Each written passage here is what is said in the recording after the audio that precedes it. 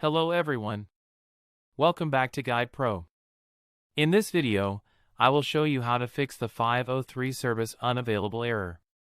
If you are trying to open a website and see a 503 error message, it usually means the website server is temporarily unavailable or overloaded. So let's get started.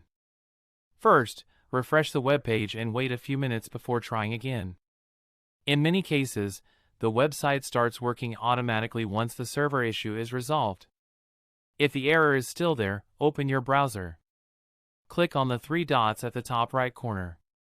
Then select Settings. From the left side, click on Privacy and Security. Now click on See All Site Data and Permissions. Search for the website that is showing the 503 error.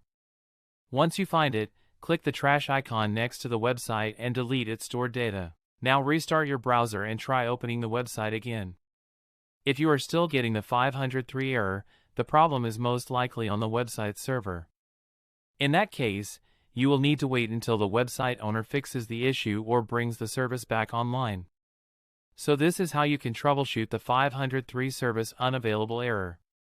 If this video helped you, make sure to like the video and subscribe to Guide Pro.